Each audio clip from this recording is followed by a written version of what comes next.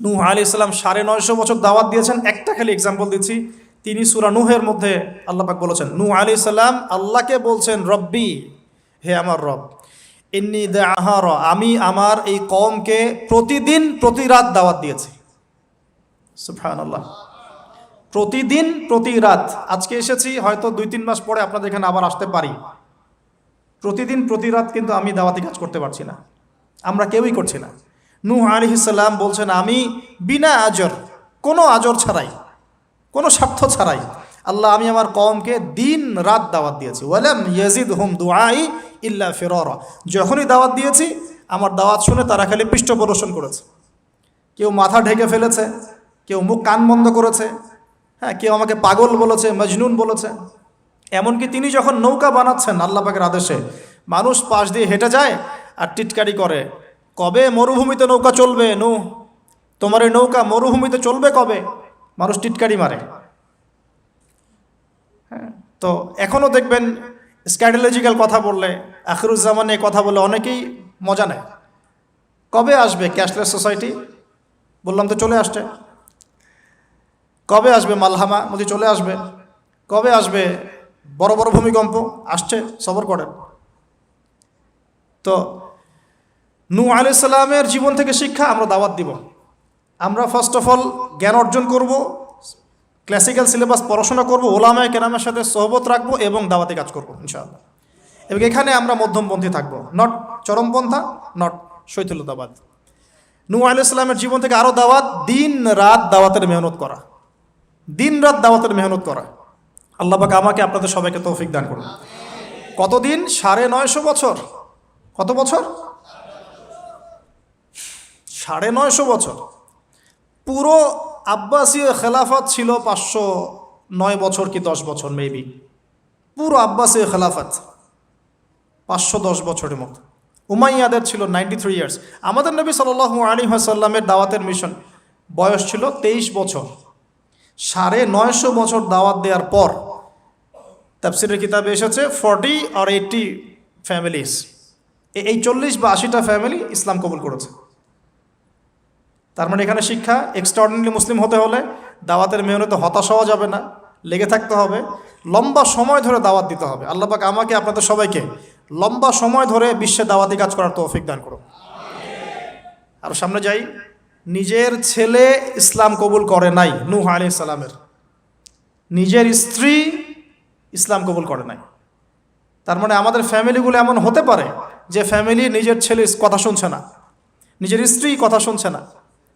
পরোয়া করতে হবে না, তাদের পরোয়া করতে হবে না, শুধু দাওয়াত দিতে হবে।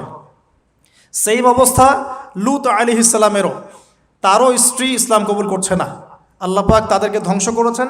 নূহ আলাইহিস সালাম লূত আলাইহিস সালামকে উদ্ধার করেছেন। তো এখানে আমরা আমাদের দিনী বোনদেরকে রিকোয়েস্ট করব, আপনারা সবাই আপনাদের ফ্যামিলিতে খাদিজা রাদিয়াল্লাহু আনহা, আয়েশা রাদিয়াল্লাহু আনহা রোল প্লে করেন।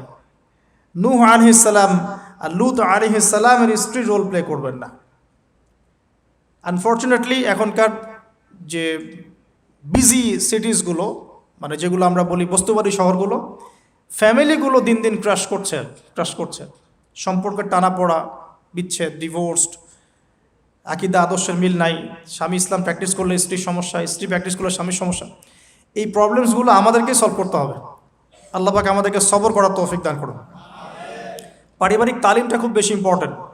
পরিবারের তালিম চালু করা উচিত। পরিবারে কোরআন এবং হাদিসের কিতাবগুলো থেকে দার্সের ব্যবস্থা করা উচিত এবং সপরিবারেই ওলামায়ে কেরামদের সাথে পরামর্শ করে চলা উচিত। ইনশাআল্লাহ ভালো হবে। আল্লাহ পাক তৌফিক দান করুন, আমিন। নূহ আলাইহিস সালামের আরেকটা কথা বলে শেষ করি। শেষে যখন নৌকা ডুবছে, তিনি তার ছেলেকে তখনও পিতৃস্নেহে ডাকছেন, নৌকায় আসো বাবা। ছেলে বলছে যে আমি পাহাড়ে উঠে যাব, ইয়াসিমুনি মিনাল মা, এই পাহাড় আমাকে পানি থেকে বাঁচাবে। নূহ আলাইহিস সালাম বলছেন, আল্লাহ তুমি আমার ছেলেকে বাঁচাও, ইন্নাহু মিন আহলি, সে আমার পরিবারের একজন। আমরা বলি না আমাদের সন্তানদের ক্ষেত্রে, আল্লাহ পাক বলছেন লাইসা মিন আহলিক, সে তোমার পরিবারের কেউ না। এখানে একটু হার্ড লাইনে যেতে হবে আমাদেরকে। অনেক সময় আমরা আমাদের ফ্যামিলির মধ্যে এমন কিছু মানুষকে পাই যারা টোটালি ইসলামকে ডিসকারেজ করেন, অস্বীকার করেন, নাস্তিকতায় লিপ্ত থাকেন, ইসলামের বেসিক ফান্ডামেন্টালগুলোকে ডিনাই করেন, এই ব্যাপারে কঠোর হওয়া উচিত। আল্লাহ পাক আমাদেরকে বোঝার তৌফিক দান করুন। পাতা উল্টালে এরপর একজন নবীর নাম আসে না, আসে একজন নেতার নাম। মুসা আলাইহিস সালামকে আল্লাহ পাক একটা বিজয় অভিযান দিয়েছিলেন বাইতুল মাকদাস, অনেকে বলেন মাকদিস, আমাদের দি স্টেট অফ ইসরায়েল যেটা দখল করে আছে আর কি। এটা নিয়ে তো অনেক বলেছি আগে, আজকে আর বলছি না। পৃথিবীতে সবচেয়ে বড় জালেম সভ্যতা যদি কেউ থেকে থাকে এটা সেটা। এটার চেয়ে বড় জালেম আমি আমার জীবনে কখনো দেখি নাই, ইতিহাসে পড়িও নাই, কোনোদিনও পড়ি নাই। নির্মমভাবে দিনের পর দিন, মাসের পর মাস নয়, বছরের পর বছর নির্যাতনের স্টিম রোলার চালাচ্ছে, বিশ্ববাসী তাকিয়ে তাকিয়ে দেখছে, কারো কিচ্ছু বলার নাই, যেন কারো কিচ্ছু করার নাই। তো এই জায়গায় বিজয় অভিযানে পাঠানো হচ্ছে মুসা আলাইহিস সালামকে, কিন্তু তিনি তার কওমের জন্য একজন নেতা নির্বাচন করছেন। তার কওম বলছে আমাদেরকে একজন নেতা দিন যার আন্ডারে থেকে আমরা আমালেকা সম্প্রদায়ের বিরুদ্ধে যুদ্ধ করব। এখন মুসা আলাইহিস সালাম বলছেন আল্লাহ পাক যদি কোনো নেতা দেন, তোমরা যদি আবার পালানো শুরু করো, কারণ বনু ইসরায়েল সম্পর্কে তার খুব মারাত্মক কিছু অভিজ্ঞতা আছে। ফেরাউনের কবল থেকে মুক্তি পাওয়ার পরে বাছুর পূজা শুরু করেছে, তোমরা তো এই আদেশ আসলে পিছনে পালানো শুরু করবা। তারা বলল না, আমরা পালাবো না, আমরা অবশ্যই সামনে অগ্রসর হব। কেন পালাবো? আমাদের জান মাল দিয়ে আমরা প্রয়োজনে ফাইট করব, এবং আমরা আমাদের স্ত্রী সন্তানদেরকে রক্ষা করব, আমাদের বাড়িঘর তারা লুটপাট করছে, আমরা ওদেরকে প্রতিহত করব। অনেক কথা বলেছে, সূরা বাকারাতেই পাবেন আপনি ইনশাআল্লাহ। তো আল্লাহ রাব্বুল আলামিন একজন ব্যক্তিকে সেখানে নেতৃত্ব দিলেন, তার নাম তালুত। কি নাম ভাইয়া? তালুত। এবং তালুতের আন্ডারে যুদ্ধ করছেন একজন ছোট বলছি কারণ তখন তার বয়স 12 থেকে 14 বছর। তিনি পরবর্তীতে নবী হয়েছেন, তার নাম দাউদ আলাইহিস সালাম।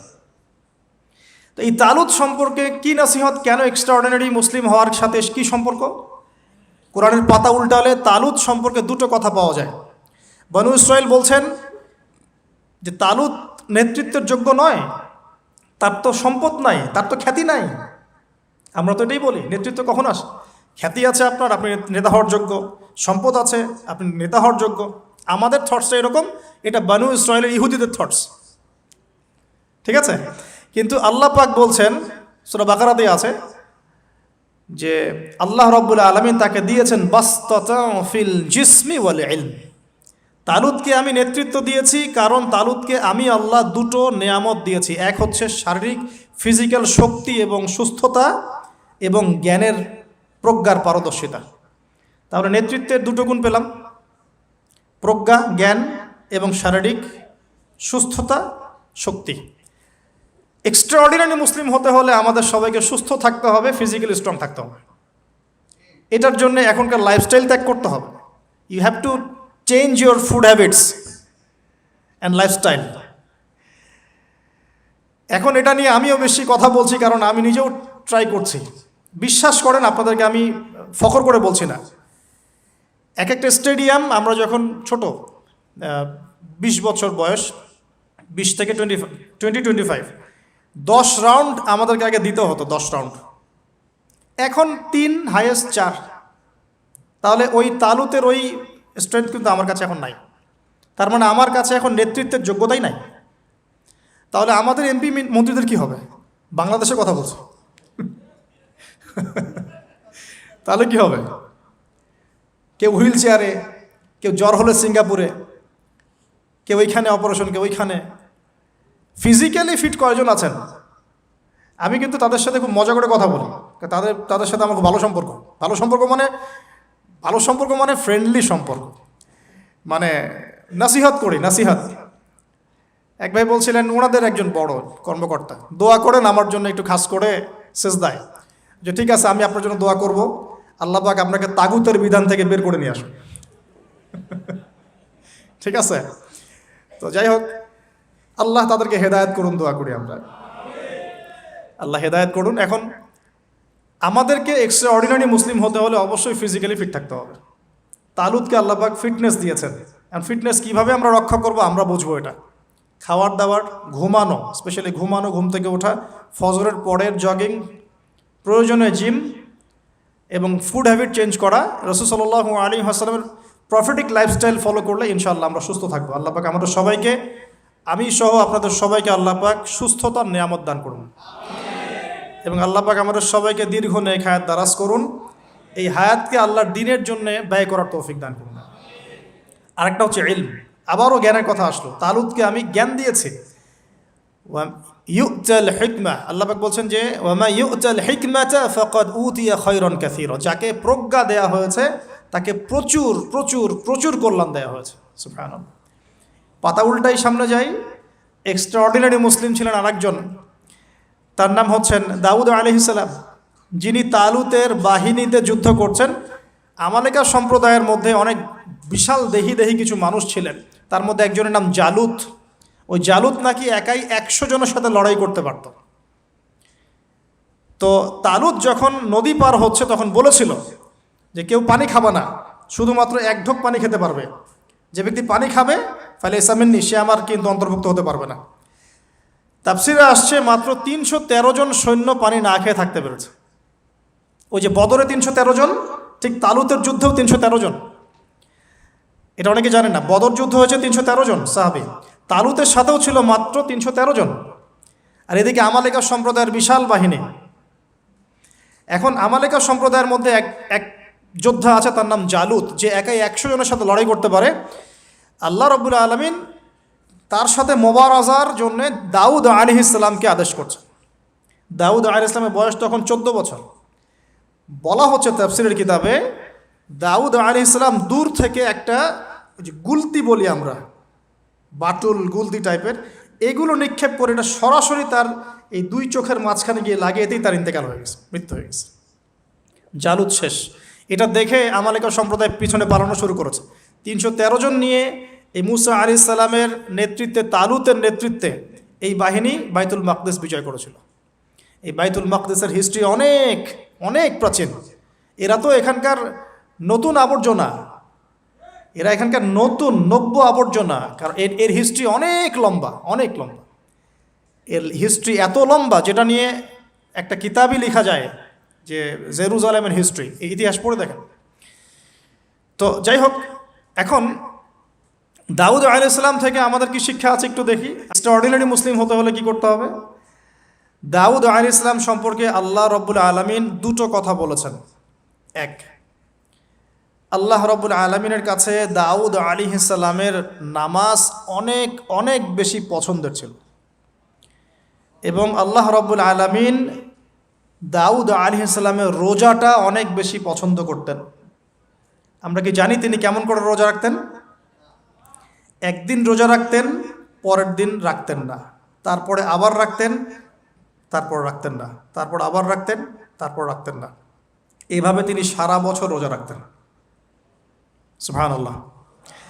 এবং রাতের বেলা এত চমৎকার করে জাবুর তেলাওয়াত করতেন আর নামাজে দাঁড়িয়ে থাকতেন, তার এই জাবুরের তেলাওয়াত শুনতে পাখি, অনেক তাফসীরে আসছে পাখি, মাছ, অন্য প্রাণী, তারা এসে চুপ করে বসে তার তেলাওয়াত শুনত।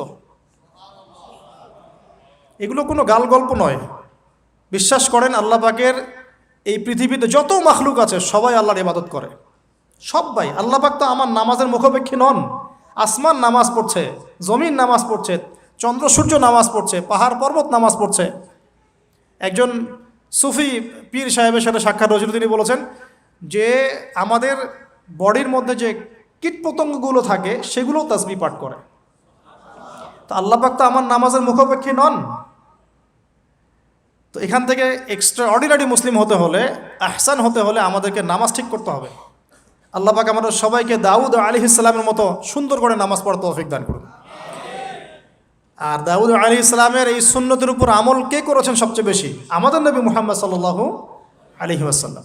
অ্যাটলিস্ট আমরা তার উম্মত, তার মতো করে নামাজটা তো পড়তে শিখব। বিশ্বাস করেন এখন ম্যাক্সিমাম মসজিদ, আমি এখানকার অবস্থা জানি না, আমি আমার লোকালিটির কথা বলছি, ম্যাক্সিমাম মসজিদ বাইতুল্লাহ থেকে এখন বাইতুল নাস হয়ে গেছে।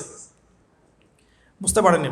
বাইতুল্লাহ মানে আল্লাহর ঘর, যেখানে আল্লাহর বিধান চলবে, আল্লাহর মতো আল্লাহ যেভাবে সন্তুষ্ট হন সেই নামাজ চলবে। এখন চলছে বাইতুন নাস, মানুষের সন্তুষ্টির নামাজ, মানুষের সন্তুষ্টির নামাজ। মসজিদ কমিটির অনেক মসজিদ কমিটির সভাপতি সব সুদখোর, ঘুষখোর, দুর্নীতিবাজ ভর্তি। ইমাম সাহেব কিছু বলতেও পারে না, বেচারা কি বলবে, বললেই তো চাকরি শেষ। একদিন এক ইমাম সাহেবের সাথে গল্প হচ্ছিল, তিনি বলছেন যে আমি ভাই প্রথম দিন খুতবা দিয়েছি সুদের উপরে, প্রথম দিন খুতবা দিয়েছি সুদের উপরে, তারপরে আমাকে সুন্দর করে রিমান্ডে নিয়ে নিল আর কি কমিটি, তারপরে তওবার উপরে আমি আলোচনা করেছি, তওবার উপরে আলোচনা। এগুলো কিন্তু বাস্তবতা। বাইতুন নাস হয়ে গেছে মসজিদগুলো এখন।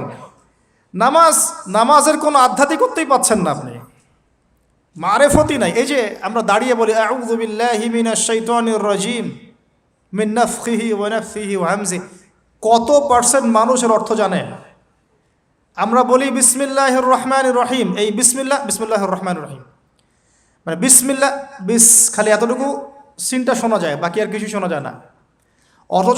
অথচ শুধু এই বিসমিল্লাহর প্রতি সম্মান প্রদর্শন করার জন্যে আল্লাহ পাক সাবার রানী বিলকিসকে ইসলাম কবুলের সৌভাগ্য দিয়েছিলেন।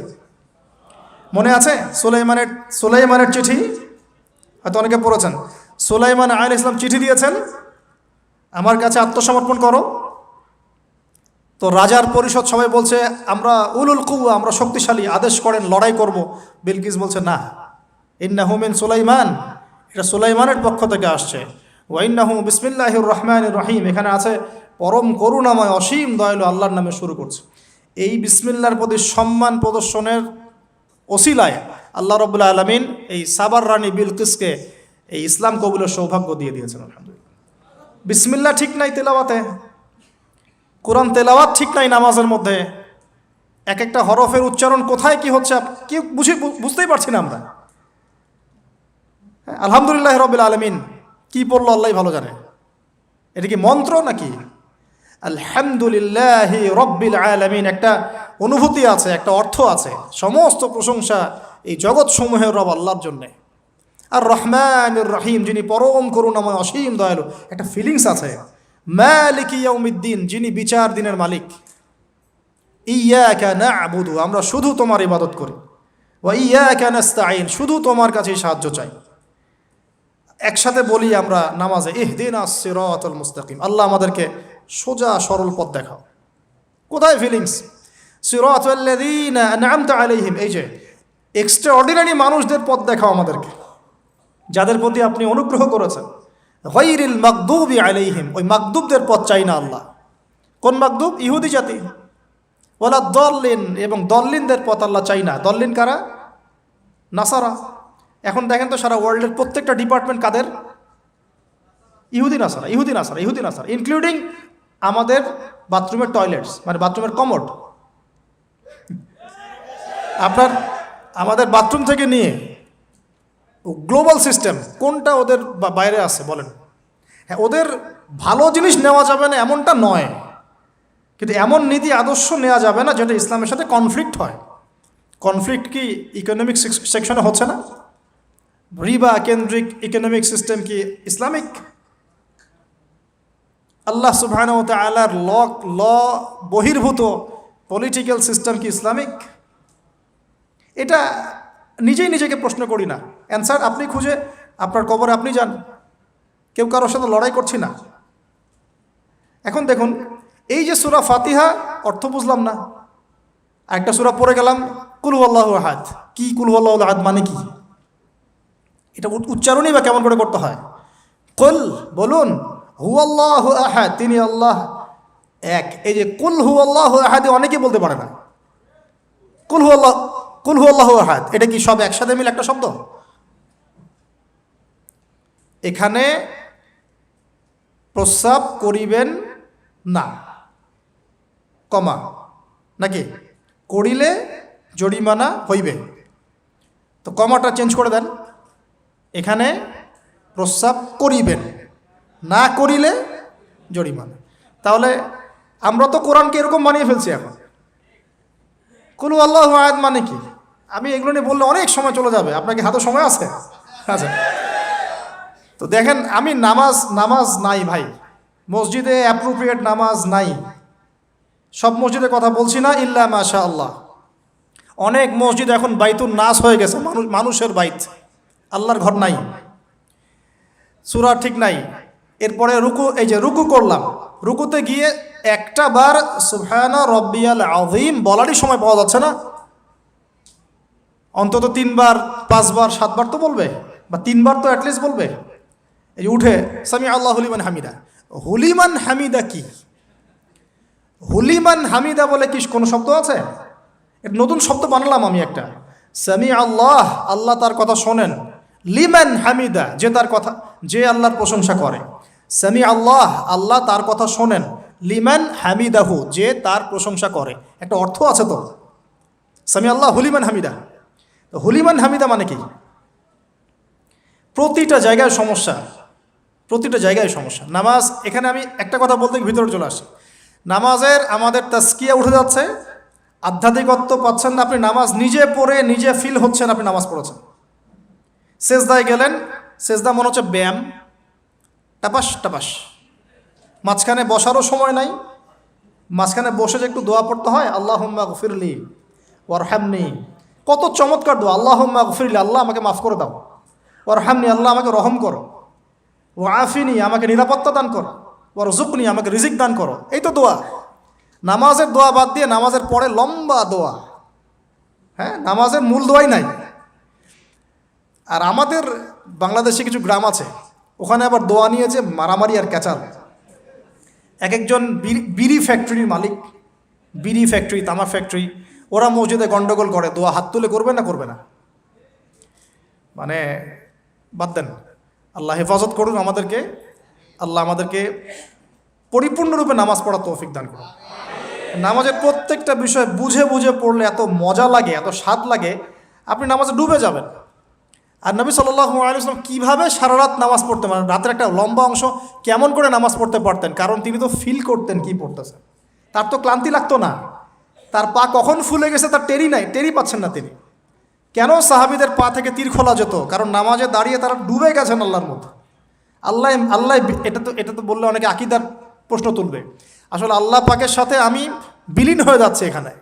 এই বিলীন মানে কি? শারীরিক বিলীন। আমার মনন আল্লাহর প্রতি নিবদ্ধ হয়ে যাচ্ছে। এই তো নামাজ। এই নামাজ মেরাজুল মুমিন বলে না, আল্লাহর মুমিনদের জন্য মেরাজ। নামাজটাই তো মুমিনদের জন্য মেরাজ। তো মেরাজ মানে কি? সাক্ষাৎ, দেখা সাক্ষাৎ। তা আমাদের নামাজে তো আল্লাহর কোনো ফিলিংসই আসছে না। সেজদা করছে, সেজদায় নবীজি বলেছেন বেশি বেশি দোয়া করো, কারণ সেজদায় যে দোয়াটাই করবা কবুল হয়ে যাবে ইনশাআল্লাহ। তো সেজদায় তাসবিহ পড়ারই টাইম পাচ্ছি না, দোয়া করব কখন? একটা দোয়া করতে গিয়ে দেখলাম ইমাম সাহেব তাশাহুদ শুরু করে দিয়েছে, আর আমি তাশাহুদ ধরতে গিয়ে দেখলাম তাশাহুদ শেষ করতে করতে সালাম শেষ, আমার দরুদ শরীফ বাকি আছে। তো ওই জন্য বিশ্বাস করেন আমি নামাজটা আবার দৌড়ায় পড়ে আসছি, মাগরিবের নামাজ। ছোট ভাইকে নিয়ে বললাম পাশে দাঁড়া, নামাজ হয় নাই। কেন হয় নাই? রুকু সেজদা করতে পারি নাই। নামাজ হবে কিভাবে? এক ওয়াক্ত নামাজ চলে গেল। এই এক ওয়াক্ত নামাজ কি আমার জীবন আবার ফিরে আসবে কিনা? আর আপনারাই বলেন তো, কিয়ামতের মাঠে সবচেয়ে প্রথম কোন আমলের হিসাব হবে? আমার এই বড় বড় কথা, দিন কায়েম, জিহাদ, এই সেই, হাবি জাবি, অনেক বড় বড় কথা, নামাজ ঠিক নাই, কি হবে? ফায়দা আছে কোনো? এই জিনিসটা যদি আমাদের সমাজ থেকে আস্তে আস্তে বিদায় নিতে থাকে তাহলে তো সমস্যা। আল্লাহ পাক আমাদের সবাইকে পরিপূর্ণ নামাজি হওয়ার তৌফিক দান করুন। একটা কথা বলতে গিয়ে অনেক ভিতরে চলে আসলাম। দাউদ আলাইহিস সালামের নামাজ আল্লাহর কাছে অনেক প্রিয় ছিল, আর তার সওম রোজা আল্লাহর কাছে অনেক প্রিয় ছিল। আমাদের সবাইকে আল্লাহ পাক এই মহামানবের জীবন থেকে নামাজ শেখার তৌফিক দান করুন, রোজা রাখার তৌফিক দান করুন। এবং কোরআন, তিনি জাবুর তেলাওয়াত করতেন, এত মধুর সুরে তেলাওয়াত করতেন, পাখি এসে তার তেলাওয়াত শুনতো, মাছ এসে তেলাওয়াত শুনতো। আমাদের তেলাওয়াত তো মাশাআল্লাহ করলে মানুষ বিরক্ত হচ্ছে, আমাদের তেলাওয়াত শুনে মানুষ বিরক্ত হচ্ছে। তো আল্লাহর ওয়াস্তে আমি একটু রিকোয়েস্ট করি সবাইকে, আল্লাহর ওয়াস্তে আপনারা সবাই বিশুদ্ধ করে তার তিলের সাথে কোরআন তেলাওয়াত করা শিখবেন ইনশাআল্লাহ। 1 বছর সময় লাগে লাগুক, 2 বছর লাগে লাগুক, 3 বছর লাগে লাগুক, আমার একজন ওস্তাদি বলতে পারি, টিচার আছেন, যিনি নিজে 7 জনের কাছে কোরআন তেলাওয়াত করা শিখেছেন। তিনি নিজে 7 জন ওস্তাদের কাছে কোরআন তেলাওয়াত করা শিখেছেন। এর কোনো শেষ নেই। চমৎকার করে, সুন্দর করে, মাধুর্যের সাথে কোরআন তেলাওয়াত করা শিখুন। আল্লাহ পাক আমাদের সবাইকে ডেইলি অন্তত 1 পারা করে তেলাওয়াত করার তৌফিক দান করুন। এতে ইনশাল্লাহ জীবনে বরকত হবে, হায়াতে বরকত হবে, রিজিকে বরকত হবে, আল্লাহর সাথে কানেকশন থাকবে, কোরআনের সাথে আপনার সম্পর্ক থাকবে। কোরআন কাল কিয়ামতে আপনার পক্ষে সাক্ষী দিবে ইনশাআল্লাহ। আল কোরআন হুজ্জাতুল লাকা ওয়া আলাইক, কোরআন আপনার পক্ষে সাক্ষী দিবে বা বিপক্ষে সাক্ষী দিবে। আল্লাহ রসুল বলছেন, লা হাসাদা ইল্লা ইসনাতাইন, 2 জন ব্যক্তি ছাড়া কারো প্রতি ঈর্ষা করা জায়েজ নাই। এক, রাজুলুন আতাহুল্লাহুল কোরআন, এমন একজন ব্যক্তি যাকে আল্লাহ পাক কোরআন দিয়েছেন, সুবহানাল্লাহ। ইয়াকুমু বিহি আনা আল-লাইল ওয়া আনা আন-নাহার, যে কোরআন কেন্দ্রিক, সে দিনের বেলা আমল করে, রাতে তাহাজ্জুদের নামাজ পড়ে। আরেকজন ব্যক্তি রাজুলুন আতাহুল্লাহু মালান, একজন ব্যক্তি যাকে আল্লাহ পাক সম্পদ দিয়েছেন, ইউনফিকু বিহি আনা আল-লাইল ওয়া আনা আন-নাহার, এই টাকা পয়সা, মাল সম্পদ ইসলামের জন্য সে দিন রাত খরচ করে। এই 2 ব্যক্তি ছাড়া অন্য কারোর প্রতি ঈর্ষা করা যায় না। আর এগুলো হাদিস তো অনেক শুনেছেন, প্রত্যেক হরফে 10 নেকি করে পাবেন। কোরআন আপনার পক্ষে সাক্ষী দিবে। সূরা বাকারা, যে ঘরে তেলাওয়াত করা হয় সূরা বাকারা, শয়তান সেই ঘর থেকে দূর দূর করে পালিয়ে যাবে। সূরা আলী ইমরানের শেষের 10 আয়াত মুখস্থ করবেন, সূরা বাকারার শেষের 3টা আয়াত মুখস্থ করবেন, সূরা হাশরের শেষের 3টা-4টা আয়াত মুখস্থ করবেন, সূরা কাহাফের প্রথম 10টা আয়াত মুখস্থ করবেন, সূরা কাহাফের শেষের 10টা আয়াত মুখস্থ করবেন। এরকম অনেকগুলো সূরা আছে, সূরা ফালাক, নাস, ইখলাস, সূরা ফালাক, নাস, ইখলাস, কাফিরুন ইত্যাদি। নামাজ শেষ করব? আচ্ছা, ওকে, আমি গুটিয়ে নিচ্ছি ইনশাল্লাহ। তো আমরা দাউদ আলাইহিস সালামের কথা শুনলাম, আরেকজন মহামানব। আর কয়েকজনের কথা জাস্ট সংক্ষিপ্ত করে টাচ করে শেষ করে দিচ্ছি। তার ছেলে সুলাইমান আলাইহিস সালাম, নাম শুনেছি তো? আল্লাহ পাক তাকে জিন জাতির উপর কর্তৃত্ব দিয়েছিলেন, বাতাসের উপর কর্তৃত্ব, তার আংটিতে, তার লাঠি, সিংহাসন, এক কথায় তাকে আল্লাহ পাক এত বড় রাজত্ব দিয়েছেন যেটা আল্লাহ পাক এর আগেও কাউকে দেন নাই, পরেও কাউকে দেন নাই। এখান থেকে আমরা শিখছি শক্তিশালী মুসলিম হওয়ার একটা নাসিহাত, শক্তিশালী মুসলিম হওয়া। তা আমাদের সবাইকে শক্তিশালী মুসলিম হওয়ার চেষ্টা করতে হবে, আল্লাহ পাক তৌফিক দান করুন। এই শক্তি গেইন করার চেষ্টা করতে হবে, আল্লাহ পাক তৌফিক দান করুন। দুর্বল মুমিনের চাইতে শক্তিশালী মুমিন আল্লাহর কাছে বেশি পছন্দের। এখানে ইসলামের শক্তি আমরা দেখতে পাচ্ছি। আরও সামনে যাই, পাতা উল্টাই, দেখবেন একজন অত্যন্ত অপূর্ব সুন্দর, আমাদের মুরাদ ভাইয়ের মতো অপূর্ব সুন্দর একজন মহামানবের কথা আছে, ইউসুফ আলাইহিস সালাম। আমরা সূরা ইউসুফ পড়তে শিখি নাই এখনো। আমরা সবাই মনে করি সূরা ইউসুফ মানে হচ্ছে ইউসুফ জুলাইখার প্রেম কাহিনী, আমরা এটাই মনে করি। সূরা ইউসুফকে আল্লাহ পাক সবচেয়ে শ্রেষ্ঠ উপন্যাস বলেছেন, আহসানুল কাসাস। একটু গভীরভাবে পড়ে দেখবেন অর্থগুলো। এটা ইউসুফ জুলাইখার প্রেম কাহিনী নয়, এটা ইউসুফ আলাইহিস সালামের সাথে তার বাবার মহব্বতের কাহিনী। সুবহানাল্লাহ, এটা পিতা আর সন্তানের মহব্বতের কাহিনী। এত মহব্বত যে সন্তান 20 বছর আগে হারিয়ে গেছে, যে সন্তান কূপ থেকে রাজপ্রাসাদে, রাজপ্রাসাদ থেকে জেলখানায়, জেলখানা থেকে আবার মিশরের গভর্নমেন্ট মানে পলিটিক্যাল পাওয়ার এসেছেন। বাবা কিন্তু এটা জানেন না, কিন্তু সন্তান যখন একটা জামা পাঠিয়ে দিয়েছে, জামা, এই কমিজটা নিয়ে যাও, আমার বাবার চোখে দিও, বাবা দৃষ্টি ফিরে পাবে। ওই কমিজ নিয়ে যখন কিছু মানুষ আসছে তার বাসার সামনে, তিনি বলছেন, ইন্নী লাআজিদু রিহা ইউসুফ, আমি আল্লাহর কসম ইউসুফের গন্ধ পাচ্ছি এখন। এটা মারা বুঝতে পারবেন, সন্তানের গন্ধ পাওয়া যায়। বাবারা বুঝবো, সন্তান, মায়েদের, আমাদের ছেলে মেয়েদের গন্ধ আমরা বুঝি, এটা আমার ছেলের গন্ধ, এটা মেয়ের গন্ধ। ইউসুফ আলাইহিস সালামের কামিজ আসছে 1200 মাইল দূর থেকে, আরও বেশি বা কম হবে। আর এখানে তার বাবা গন্ধ পাচ্ছেন, মহব্বত। এই কথাটা, এই আয়াতটা আসলেই চোখ দিয়ে পানি বের হয়ে যাবে।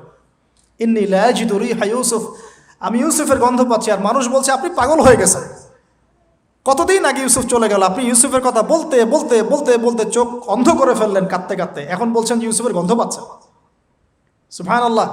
তো সূরা ইউসুফ পিতা আর সন্তানের প্রেম কাহিনী, মহব্বতের কাহিনী, ট্র্যাজেডি লাইফের। ভাইদের ষড়যন্ত্রে চলে গেলেন কূপে, কূপ থেকে রাজপ্রাসাদে, রাজপ্রাসাদ থেকে জেলখানায়, জেনার আহ্বান করছে তাকে, তিনি বলছেন মাআযাল্লাহ, আমি আল্লাহর কাছে আশ্রয় প্রার্থনা করছি। এখানে আমরা সূরা ইউসুফ পড়তে গিয়ে ইউসুফ আলাইহিস সালামের বাহ্যিক সৌন্দর্য নিয়ে কথা বলি, তার চরিত্র তার বাহ্যিক সৌন্দর্য চেয়ে অনেক বেশি সুন্দর। সূরা ইউসুফ আলাইহিস সালামের এই যে জেনা থেকে মুক্ত থাকার শিক্ষা, এটা যদি আমাদের যুব সমাজ নিতে পারে ইনশাআল্লাহ অর্ধেক কাজ হয়ে যাবে ইনশাআল্লাহ। কত পার্সেন্ট যুবক আছে বলেন দেখি, একটু অনেস্টলি বলেন, সূরা ইউসুফ আলাইহিস সালামের মতো এরকম তাকওয়া, পরহেজগারিতা, জেনা মুক্ত জীবন যেমন করতে পারে। আমরা তো আরও ইচ্ছা করে প্রেম করি, অ্যাফেয়ার করি, রেপ করি, এই করি সেই করি, আর তাকে অফার করা হচ্ছে সম্ভ্রান্ত পরিবারের একজন রাজার স্ত্রী। ক্বালাত হাইতা লাক ক্বালা মাআযাল্লাহ। তাহলে এই মহামানব জীবন থেকে শিক্ষা আছে। আরেকটা বিষয় আছে রুইয়াল হক, এখানে সত্য স্বপ্নের কথা আছে। তাই যারা বেশি পরহেজগার হবেন আপনারা কিন্তু সত্য স্বপ্ন দেখবেন এবং স্বপ্নের সত্যতা ডিনাই করবেন না। শেষ জামানায় মুমিনের স্বপ্ন বেশি বেশি সত্য হবে। যদি সত্য স্বপ্ন দেখেন, ভালো স্বপ্ন দেখেন, প্রিয়জন কোনো প্রিয় মানুষকে বলবেন। যদি দুঃস্বপ্ন দেখেন, খারাপ স্বপ্ন দেখেন, কাউকে বলতে যাবেন না। এখানে পড়লে আপনি দেখবেন কাফেরের স্বপ্ন সত্যি হয়েছে। আরেকটা স্ট্র্যাটেজি আছে সূরা ইউসুফে, এর আগে একটা লেকচারে বলেছিলাম। ইউসুফ আলাইহিস সালাম এমন অর্থনৈতিক পরিকল্পনা গ্রহণ করেছিলেন যার ফলশ্রুতিতে মিশরের লক্ষ লক্ষ মানুষ দুর্ভিক্ষ থেকে বেঁচে গেছে। সুবহানাল্লাহ। তাহলে এখনকার আমাদের পারিবারিক ক্ষেত্রেই হোক, সোশ্যাল বা ওয়ার্ল্ড অ্যাফেয়ার্সই হোক, ওই ইকোনমিক পলিসি যদি লঞ্চ করা যায় ইনশাআল্লাহ তাআলা দেখবেন জনগণ না খেয়ে মরবে না। আর এই কথাটা আমি সবাইকে বোঝাতে পারি, বাংলাদেশের মানুষকে বোঝাতে পারি না। কারণ ইউসুফ আলাইহিস সালাম এখানে 7 বছর মেয়াদি একটা পরিকল্পনা নিয়েছেন। অপচয় করো না, যতটুকুতে কাজ হয়ে যায় এতটুকু ব্যবহার করো, বাকিটা সেভ করো। দুর্ভিক্ষ সামনে আসছে, তখন ইনশাল্লাহ বেঁচে যাবে তোমরা। কে শোনাবে কার কথা? গিয়ে দেখেন এক একটা প্রকল্পের কী অবস্থা। অপচয়ে সবচেয়ে টপ জাতি বাঙালি জাতি এখন সারা ওয়ার্ল্ডের মধ্যে। পানি অপচয়, গ্যাস অপচয়, তেল অপচয়, বাদ দেন, এ বলতে গেলে অনেক সময় চলে যাবে। তাহলে সূরা ইউসুফ থেকে আমরা শিখলাম কি? রুইয়াল হক, সত্য স্বপ্ন, ক্যারেক্টার। আমরা শিখলাম এখানে চরিত্র পবিত্র রাখার ব্যাপার। শিখলাম পারিবারিক বাবা সন্তানের মহব্বত। এক্সট্রাঅর্ডিনারি মুসলিম হতে হলে এগুলো দরকার আছে। একটু সামনে যান, একজন ব্যক্তির নাম বলছি ইউনুস আলাইহিস সালাম, নাম শুনেছেন কিনা? আমরা সবাই জানি তিনি মাছের পেটে ছিলেন। কেন ছিলেন এটা অনেকে জানি না। কেন তিনি, কেন আল্লাহ পাক কেন তাকে মাছের পেটে পরীক্ষা করলেন? কারণটা আমি বলছি, সূরা আম্বিয়া পড়ে দেখবেন। তিনি যখন দাওয়াত দিচ্ছিলেন কওমকে, কওমের অনেকেই দাওয়াতটা রিসিভ করছিল না। একটু রাগান্বিত হয়েছেন তিনি, সামান্য একটু রাগান্বিত। আমরা হয়ে যাই না এখন? আরে কতদিন থেকে দাওয়াত দিই, মানুষ কথাই শোনে না। এক ভাই বলছেন, বড় আলেম, কয়েকদিন আগে আমি দেখা করে আসছি, বলছেন যে আমি ভাই এই বাংলাদেশ সম্পর্কে হতাশ হয়ে গেছি, আর মনে হয় না এখানে কোনো কাজ হবে। তো ইউনুস আলাইহিস সালাম একটু রাগান্বিত হয়ে ব্যাকওয়ার্ডে এসেছেন, আল্লাহ রাব্বুল আলামিন ধরে ফেলেছেন। তোমাকে তো আমি এই দায়িত্ব দিয়েছি জাস্ট আমার তাওহীদ প্রচার করার জন্য, কবুলকে করলো না দেখার দরকার নাই। আল্লাহ পাক তাকে ওই পরীক্ষায় ফেলেছেন, 3 দিন 3 রাত মাছের পেটে। তখন তিনি কি দোয়া করছেন? লা ইলাহা ইল্লা আনতা সুবহানাকা ইন্নী কুনতু মিনাজ জালিমিন। আল্লাহ পাক বলছেন সূরা সফফাতের মধ্যে, তিনি যদি এই দোয়াটা না পড়তেন লা লাবিসা ফি বাতনিহি ইলা ইয়াউমি ইউবআসুন, কিয়ামত পর্যন্ত তিনি মাছের পেটে থাকতেন। নাউজুবিল্লাহ। তাহলে এখান থেকে আমরা শিখলাম জীবনে অনেক চড়াই উতরাই আসবে, সবর করতে হবে। দাওয়াতের মেহনতে সবর করতে হবে। মানুষ কবুল করলো না দেখার দরকার নাই, আমি আমার গতিতে দাওয়াত দিতে থাকবো। আর বিপদ আপদ যদি চলে আসে দোয়া ইউনুস পড়বো, বলবো লা ইলাহা ইল্লা আনতা সুবহানাকা ইন্নী কুনতু মিনাজ জালিমিন। আল্লাহ পাক যে কোনো বিপদ দূর করে দিবেন ইনশাআল্লাহ। সাক্ষাৎ মৌত থেকে আল্লাহ পাক এই দোয়া পড়লে বাঁচাতে পারেন।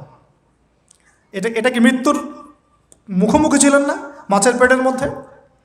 ওখানে কিন্তু মাছ যখন বমি করে দিয়ে গেছে তীরে, তখন সেখানে লাউ গাছ উৎপন্ন করা হয়েছে, লাউ গাছ। তো এটাতে আপনারা বুঝে ফেলেন যে এর সাথে কি সম্পর্ক আছে। তো ইউনুস আলাইহিস সালামের জীবন থেকে শিক্ষা কি? এই দোয়া পড়বো, লা ইলাহা ইল্লা আনতা সুবহানাকা ইন্নী কুনতু মিনাজ জালিমিন। আরেকজন নবীর নাম আইয়ুব, মহামানব। অনেক দিন অসুস্থ, মনে আছে? দীর্ঘদিন অসুস্থ। এখানে একটা কথা বলো, লোভ সামলাতে পারছি না। সালাত আমরা একসাথে পড়বো ইনশাল্লাহ।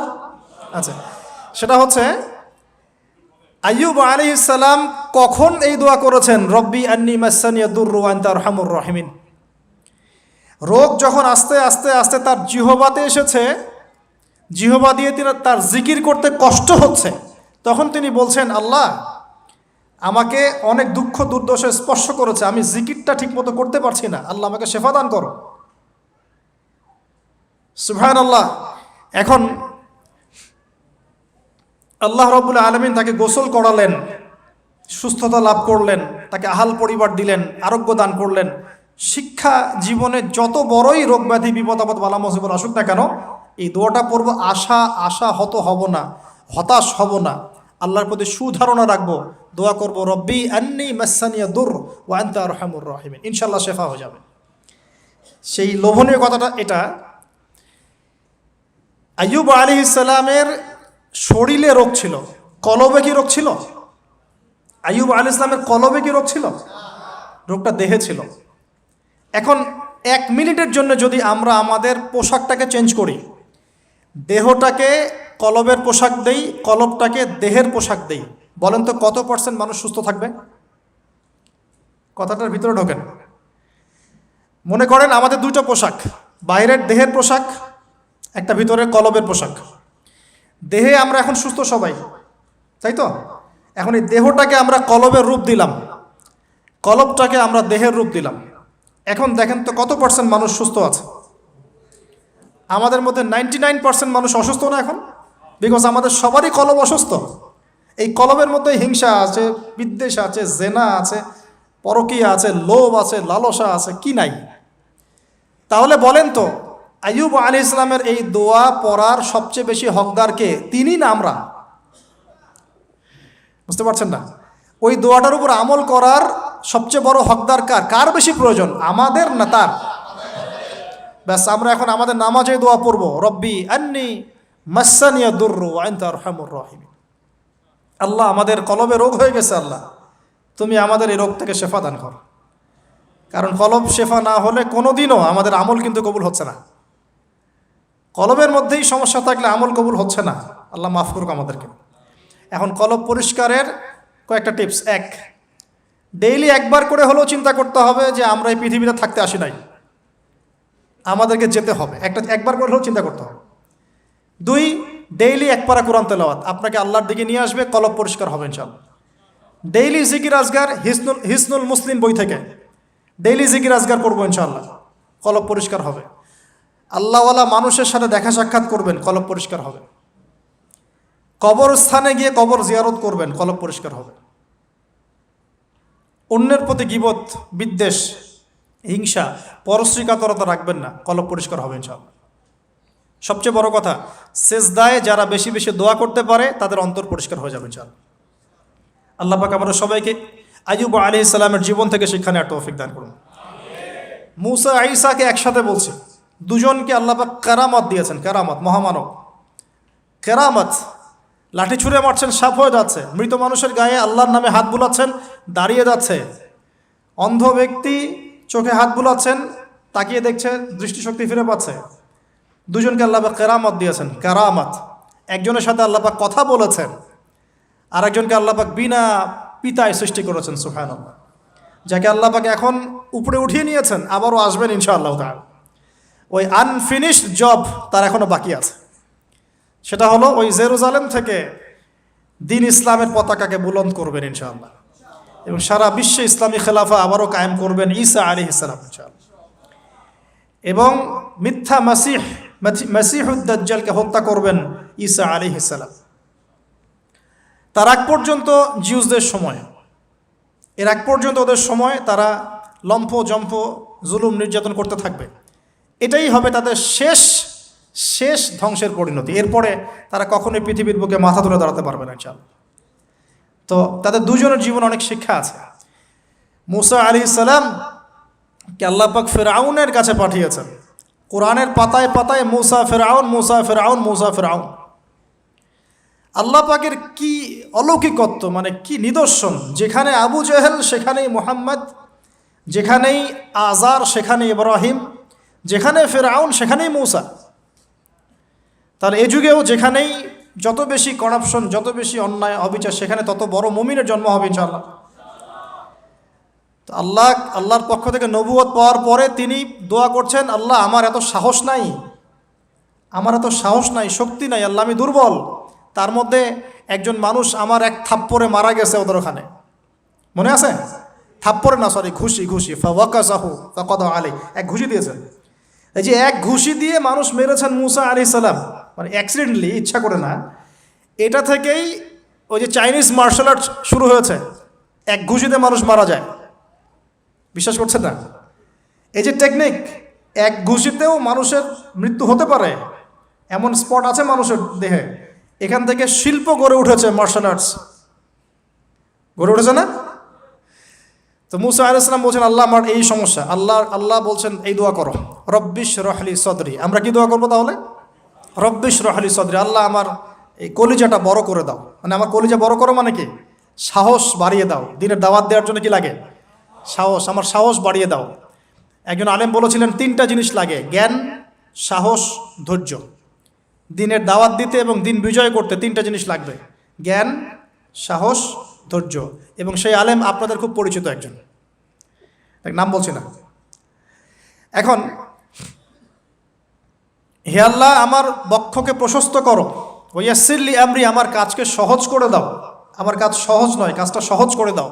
ওয়াহলুল উকদাতাম মিন লিসানি, আমার জড়তা আছে জিহ্বায়, দূর করে দাও। ইয়াফকাহু কওলি, যাতে করে আমার কথা মানুষ বুঝতে পারে। ডক্টর জাকির নায়েক এই দোয়াটার উপর খুব বেশি আমল করেন। আপনারা কি দেখেছেন না লেকচারে? এই দোয়াটার ব্যাপক ফজিলত আছে। ইনশাআল্লাহ এই দোয়ার উপর যারা আমল করবে, আল্লাহ পাক তাকে প্রশস্ত সদর দিবেন, জ্ঞান দিবেন, সাহস দিবেন। ইনশাআল্লাহ দাওয়াতের ক্ষেত্রে সে মানে না জড়তামুক্ত কথা বলতে পারবে ইনশাআল্লাহ। এই কাজগুলো আমাদের করা উচিত। সবচেয়ে বড় কথা, তিনি ফেরাউনকে দাওয়াত দিয়েছেন। তাহলে বুঝলাম দাওয়াতের কাজ আস্তে আস্তে আস্তে আস্তে ওই পর্যায়ে পর্যন্ত যেতে হবে কি না? তাহলে এখনকার বিশ্বে কি ফেরাউন নাই? এখনকার বিশ্বে ফেরাউন নাই? অল্প কিছু জায়গা বাদ দিয়ে ম্যাক্সিমামই তো ফেরাউন। অল্প কিছু জায়গা বাদ দিয়ে ম্যাক্সিমামই ফেরাউন, হামান, কারুন, নমরুদ। আর এই কথাটা বলার সৎসাহস থাকা উচিত। কোন দৃষ্টিকোণ থেকে বলা হচ্ছে? বিকজ আল্লাহ পাকের আইন আপনি মানছেন না, আল্লাহ পাকের কোরআন আপনি মানছেন না, নবীর সুন্নত মানছেন না। শেষ করে দেই, লাস্ট। উতবা সাহেবা, রাবিয়া, তোমরা ইসলাম কবুল করো। তারা করে নাই বলেই তো বদর হলো। তারপরে সমাজ পরিবর্তন, একটা হাদিস আমাকে প্রেরণা যোগায়, সেটা হলো নবীজি বলছেন, তোমাদের সামনে এমন যুগ আসছে, জামানা সবরিন, কঠিন সবরের জামানা। ওই যে বলেছি অনেক দিন আগে, ঈমান ধরে রাখাটা হাতের মধ্যে আগুন ধরে রাখার মতো হবে। ওই জামানায় যে ব্যক্তি আমার সুন্নতের উপরে, লিল মুতামাসসিক, আমার সুন্নতের উপরে একদম দৃঢ় থাকতে পারবে, আজরুনা খামসিনা শাহীদাম মিনকুম, তোমাদের মধ্যে 50 জন শহীদ সাহাবীর নেকি পাবে ইনশাআল্লাহ। তো এই জন্য আমরা মাঠে ময়দানে কাজ করছি। করতে করতে করতে করতে যদি কখনো দেখা যায় যে না, আর পসিবল হচ্ছে না, কোনোভাবেই সম্ভব হচ্ছে না, সেক্ষেত্রে এরকম আবিসিনিয়ার মতো জায়গাগুলোতে চলে আসা ছাড়া কোনো অপশন নাই। তো আপনারা তো মাশাআল্লাহ ভালো পরিবেশে আছেন। এই পরিবেশে সাহাবীরা হিজরত করেছিলেন, ঠিক আছে? বাদশাহ নাজাশী খ্রিস্টান শাসক ছিলেন, মুসলিম ছিলেন না। তারপরেও তিনি তার রাজ্যের মধ্যে ন্যায় বিচার প্রতিষ্ঠা করেছিলেন। আর এখনকার মুসলিমদের কাছে ন্যায় বিচার পাওয়া যাচ্ছে না। আল্লাহ পাক আমাদেরকে হেফাজত করুন। এরপরে টার্নিং পয়েন্ট, মদিনা থেকে কিছু যুবক সাহাবী আসেন, আসআদ বিন জুরারাহ রাদিয়াল্লাহু আনহুর নেতৃত্বে। তারপরে তারা ফিরে যান, পরের বছর 12 জনকে নিয়ে আসেন, তারপরের বছর আসেন 75 জনকে নিয়ে। এরপরে বায়াতে আকবায়ে কুবরা হয়। বায়াত একটা বিষয় আছে ইসলামে, এটা তো উঠেই যাচ্ছে আস্তে আস্তে। এটা নিয়ে নিচ্ছে কিছু ভণ্ড পীর সাহেব, তাই না? কিন্তু অরিজিনালি কিন্তু ইসলামে একটা বায়াতের ব্যাপার আছে। তো নবী সাল্লাল্লাহু আলাইহি ওয়াসাল্লাম সেটা নিয়েছেন। নেয়ার পরে আল্লাহ পাক তাকে আদেশ করেছেন মদিনায় হিজরত করো। তখন তিনি মদিনায় হিজরত করেন। সেখানে গিয়ে মদিনা সনদ করা, মসজিদ নববী নির্মাণ করা, তারপরে ইহুদিদের সাথে চুক্তি করা, একটা রাষ্ট্র যেভাবে ফাংশন করে সব সেখানে হলো। তারপরে সামরিক অভিযান শুরু হলো আস্তে আস্তে। এই করতে করতে কিছু সারিয়া হলো, সারিয়া সাইফিল বাহার, সারিয়া আবুয়া, সারিয়া বুয়াত, এরকম অনেকগুলো সারিয়া হওয়ার পরে এক পর্যায়ে বদর যুদ্ধ হয়েছে। সরাসরি প্রথম বদর হয়নি, কিন্তু বদর যুদ্ধ জয়লাভ, পরে উহুদের যুদ্ধ পরের বছর, এই যুদ্ধের সাময়িক বিপর্যয়। তারপরে খন্দকে বাইন মানে ওরা কিন্তু ফিরে চলে গেল, আমাদের কোনো ক্ষতি করতে পারলো না। তারপরে নবী সাল্লাল্লাহু আলাইহি ওয়াসাল্লাম বলেন, আজকের পর থেকে আমরাই অগ্রগামী হব, ওরা আমাদেরকে আর কিচ্ছু করতে পারবে না। এরপরে সামরিক অভিযান বাড়লো, দাওয়াতের মেহনত বাড়লো, আস্তে আস্তে আস্তে আস্তে মাশাআল্লাহ মাত্র 8 বছর, মাত্র 8 বছর, 8 বছরের ব্যবধানে নবী সাল্লাল্লাহু আলাইহি ওয়াসাল্লাম প্রায় বিনা যুদ্ধে মক্কা জয় করলেন। কোন মক্কা? যে মক্কা থেকে আমাদেরকে চলে আসতে হয়েছে এক সময়। ইসলাম এভাবে বিজয় লাভ করেছে। আর আমাদের জন্য নবী সাল্লাল্লাহু আলাইহি ওয়াসাল্লামের এই মহামানবের জীবনেই হচ্ছে উসওয়াতুল হাসানা। আমাদের জন্য কিন্তু আগেকার মহামানবরা উসওয়াতুল হাসানা নন, যাদের কথা আমরা আলোচনা করলাম তাদের থেকে আমরা শিক্ষা নিচ্ছি, কিন্তু আমাদের উসওয়াতুল হাসানা হচ্ছেন নবী সাল্লাল্লাহু আলাইহি ওয়াসাল্লাম। তার এই সিরাত, তার এই জীবনী পড়লে আমরা আমাদের ব্যক্তি জীবন, দাওয়াতের জীবন, পারিবারিক জীবন, কখন কি করতে হবে, এই পুরো বিষয়টা আমরা খুব ভালো করে আয়ত্ত করতে পারব। আল্লাহ রাব্বুল আলামিন আমাদের সবাইকে নবী সাল্লাল্লাহু আলাইহি ওয়াসাল্লামের জীবন থেকে শিক্ষা নেওয়ার তৌফিক দান করুন। তিনি উম্মার কল্যাণকামী ছিলেন, আমাদেরকে তিনি ভালোবাসতেন, আমাদের জন্য এত কষ্ট করেছেন, তিনি চলে গেছেন, রেখে গেছেন আমাদের কাছে এই দ্বীন ইসলাম। এটাই আমানত। আমরা ছাড়া এরপরে আর কোনো নবী আসছেন না, আমাদের কাঁধেই দায়িত্ব। অতএব শুধু ওলামায়ে কেরামদের কাঁধে দায়িত্ব নয়, আমাদের সবার কাঁধেই দায়িত্ব। যখন ওলামায়ে কেরামরা দায়িত্ব পালনে অবহেলা করবে, আল্লাহ পাক আপনাদেরকে নিয়ে আসবে এখানে ইনশাআল্লাহ। আল্লাহ পাকের কোনো পরোয়া নাই, কিন্তু আল্লাহ পাকের কোনো পরোয়া নাই। যদি আমরা ওলামায়ে কেরামরা দায়িত্ব পালন না করি, আল্লাহ পাক আপনাদেরকে নিয়ে আসবেন, এই চেয়ারগুলোতে বসাবেন ইনশাআল্লাহ। অতএব এই উম্মর উপর সবার দায়িত্ব আছে। নবী সাল্লাল্লাহু আলাইহি ওয়াসাল্লামের সেই আদর্শ তার পরবর্তীতে বাস্তবায়ন করেছেন আবু বকরের মতো সাহাবী রাদিয়াল্লাহু আনহু, ওমর ইবনুল খাত্তাবের মতো সাহাবী, উসমান বিন আফফানের মতো সাহাবী, আলী ইবনে আবি তালেবের মতো সাহাবী। এরপরেও উমাইয়াদের 93 ইয়ার্স, আব্বাসীয়দের প্রায় 500 বছর, উসমানীয় খেলাফত, ফাতেমি খেলাফত, কর্ডোবা ইসলামী খেলাফত, আপনার মামলুকদের শাসন, মুঘলদের শাসন, আফগানদের শাসন, হতে হতে হতে হতে এই 1917 সাল পর্যন্ত সারা বিশ্বে এগুলোই চলেছে আলহামদুলিল্লাহ। লাস্ট 100 বছরে মাশাআল্লাহ আমরা আমাদের ট্র্যাক হারিয়ে ফেলেছি। কি করলাম? আমরা ঈমান থেকে সরে আসলাম, তাকওয়া থেকে সরে আসলাম, হারাম খাওয়া শুরু করলাম, জেনা করা শুরু করলাম, দ্বীনি ইলম অর্জনের চেষ্টা করলাম না, পর্দার বিধান কায়েম করলাম না, দাওয়াতের মেহনত করলাম না, ইসলাম প্রতিষ্ঠার কোনো জজবা রাখলাম না, ইত্যাদি করতে করতে আমাদের উপরে তারা চেপে বসে গেল। আজকে এখন পর্যন্ত এই অবস্থাতেই আছে। এখন আমরা কি চাই এই অবস্থাতেই কিয়ামত হোক, নাকি আগামী ইসলামের যে বিজয়গুলো আসবে সেখানে আমরাও কিছু ভূমিকা রাখি? আমরা যদি ভূমিকা রাখতে চাই যার যার জায়গা থেকে, জাস্ট এই কয়টা কাজ আমরা একটু করার চেষ্টা করি। আল্লাহ পাক তৌফিক দান করুন। 1, পুরো কোরআনটা পড়বো ইনশাআল্লাহ। 2, হাদিসের কিতাবগুলো মোতাআলা করবো ইনশাআল্লাহ। 3, আমরা যা জানবো ইমিডিয়েট আমল করার চেষ্টা করবো ইনশাআল্লাহ। এই জামানার আবু বকর ওমর হতে হবে আমাদেরকে, এই জামানার আবু বকর ওমর হতে হবে আমাদেরকে। দেখেন, ওনারা যদি এই জামানায় থাকতেন তাহলে কি ওই ভাষায় কথা বলতেন না এই ভাষায় কথা বলতেন? তো এই জামানার আবু বকর ওমররা হবে স্মার্ট, বিচক্ষণ, মুত্তাকি, পরহেজগার, দ্বীনি ইলম অর্জন করবে, তারা দ্বীনের জন্য ডেডিকেটেড থাকবে। আল্লাহ পাক আমাদের সবাইকে কবুল করুন, আমিন। প্রয়োজন 4 নাম্বার, আমাদের আদর্শ পরিবার, পারিবারিক মূল্যবোধে কোনো ছাড় দিব না ইনশাআল্লাহ। 5 নাম্বার, আমাদের সন্তান, যে ছোটো ছোটো বাচ্চারা যারা আছে, বাচ্চাদেরকে ডিনামাইট করে গড়ে তুলবেন ইনশাআল্লাহ তাআলা। বাচ্চাদেরকে একবারে ডিনামাইট, মানে জেনারেল নলেজ, ইসলামিক নলেজ, প্রত্যেকটা ডিপার্টমেন্ট যেন ওদের স্ট্রং থাকে ইনশাআল্লাহ। এবং ছোটোবেলা থেকেই ওদেরকে নামাজ, ইসলামিক নীতি নৈতিকতা, মূল্যবোধ দিয়ে বড় করবেন ইনশাআল্লাহ। আল্লাহ তৌফিক দান করুন। আরও প্রয়োজন হচ্ছে হালাল খাওয়া। আলহামদুলিল্লাহ, এটাতে আমরা চেষ্টা করছি, আল্লাহ পাক বরকত দান করুন। আর কি দরকার হবে? উম্মার ঐক্যের চেষ্টা করা, উম্মার ঐক্যের চেষ্টা করা, কোনো বিভক্তি না বাড়ানো। এমনিতেই মাশাআল্লাহ 70,000 দলে বিভক্ত আছে। 73 দল বলে তো হাদিসে, আমরা গুনে দেখেছি মনে হয় 73,000 দল আছে। যারা বলে আমরা কোনো দলাদলিতেই নাই, ওদের মধ্যেও 5টা দল হয়ে গেছে। ওটা হচ্ছে সহি ক, একটা সহি খ, একটা সহি গ, একটা সহি খ।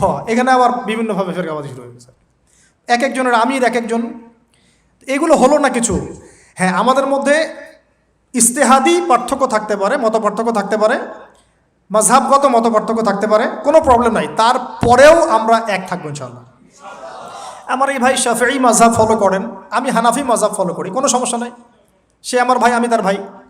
আমার ওই ভাই হাম্বলি মাযহাব ফলো করেন, আমি হানাফি ফিক ফলো করি, ইনশাআল্লাহ কোনো সমস্যা নাই, আমরা ভাই ভাই। সে তার ইজতিহাদ আল্লাহর কাছে আজর নিবে, আমি আমার ইজতিহাদ নিয়ে আল্লাহর কাছে আজর নিব ইনশাআল্লাহ। মতভেদ থাকতে পারে, কি বলবো, যে মতভেদ থাকবে, তার উপরে মতানৈক্য হবে, মতানৈক্যের উপরে, ভুল বললাম মনে হয়, মতভেদের উপরেও মতানৈক্য হবে ইনশাআল্লাহ। এটার একটা বই আছে, উম্মতের বিভক্তির কারণ এবং সমাধানের উপায়। হ্যাঁ, তো এখান থেকে আমি পেয়েছি মতবিরোধ থাকবে, তার উপরেই আমরা মতানৈক্য রাখবো ইনশাআল্লাহ, ঐক্যবদ্ধ হব ইনশাআল্লাহ।